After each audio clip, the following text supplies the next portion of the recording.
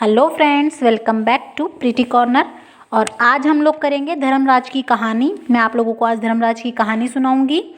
और ऐसा मान्यता है, ऐसा हिंदू धर्म में बताया गया है कि हम लोगों को धर्मराज की कहानी का जो है नियम पालन करना चाहिए, वरना मरने के बाद जो है वो धर्मराज जी पूछते हैं कि मेरे नाम का क्या किया।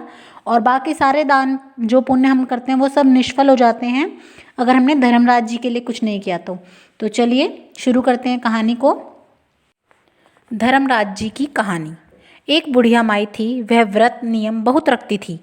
एक दिन भगवान के घर से यमदूत लेने आए। बुढ़िया माई यमदूतों के साथ चली गई।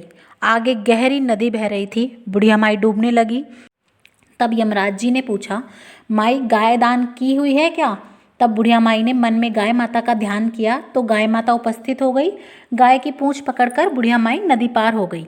आगे गई तो काले कुत्ते खाने दौड़े। तब यमराज जी ने पूछा, कुत्ते को रोटी दी है क्या?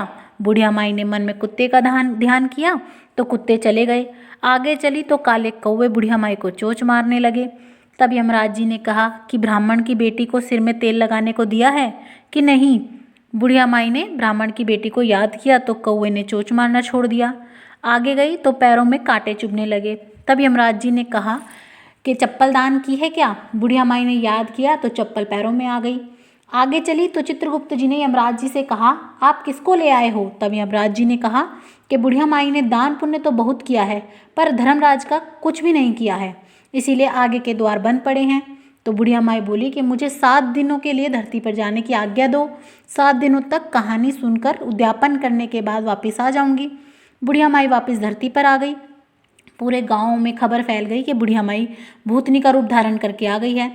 वह जब अपने घर को गई तो बेटे बहू ने भूतनी समझ के घर के द्वार बंद कर लिए। अब उसने अपने बेटे और बहू से कहा कि मैं भूतनी नहीं हूँ, मैं तो धर्मराज जी के कहने के अनुसार वापस आई हूँ। मैं नियम अनुसार प्रत्येक दिन धर्मराज जी की कहानी कहूँगी, सुनकर उद्यापन करके वापस परमलोक को चली जाऊँगी। यह सुनकर बेटे ने उद्यापन की पूजा की सब सामग्री एकत्रित करके ला दी, लेकिन कहानी का हुंकारा नहीं भरा। तब बुढ़िया माई पड़ोसन के पास गई और कहानी सुनने को कहा। पड़ोसन ने कहानी सुनी और हुंकारा भर दिया।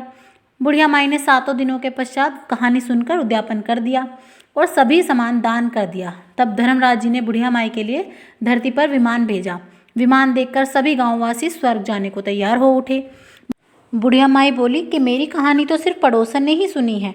तो सभी गांव वालों ने बुढ़िया माई के पांव पकड़ लिए और धर्मराज जी की कहानी सुनने का आग्रह किया। कहानी सुनने के पश्चात सभी विमान में बैठकर स्वर्ग पहुँचे। तो धर्मराज जी ने कहा कि मैंने तो सिर्फ बुढ़िया माई के लिए विमान भेजा था, पर यहाँ तो सभी गांववासी एकत्रित हो गए हैं। तब बुढ़िया माई ने कहा कि मेरी कहानी इन सबों ने सुनी है, इसीलिए आधा पुण्य इनको भी दो। तब धर्मराज जी ने सभी गांववासियों को स्वर्ग में वास दिया। सो हे धर्मराज जी महाराज, जैसे बुढ़िया माई को स्वर्ग में वास दिया, वैसे ही सभी कहने सुनने हुंकारे भरने वालों को स्वर्ग में वास दो। बोलो धर्मराज जी महाराज की जय। तो इसी प्रकार हमारी जो है धर्मराज जी महाराज की कथा संपूर्ण होती है।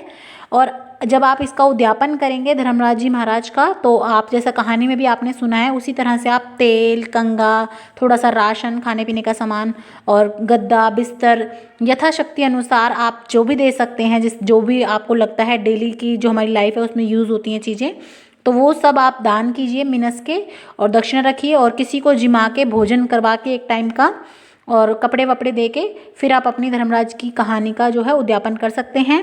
वैसे तो इस कहानी को आप पूरे साल सुन सकते हैं, संक्रांत से लेकर संक्रांत तक, लेकिन अगर आप नहीं पूरे साल का रखना चाहते तो आप इसका 1 महीने का, और 1 महीने का भी नहीं करना चाहते तो आप इसका 7 दिन का नेम ले सकते हैं। और इस तरह से आप इसका उज्जमन कर सकते हैं। और अगर आपको मेरी वीडियोस पसंद आ रही हैं और अच्छा लग रहा है मेरा चैनल, तो प्लीज़ सब्सक्राइब ज़रूर कीजिएगा प्रीटी कॉर्नर को।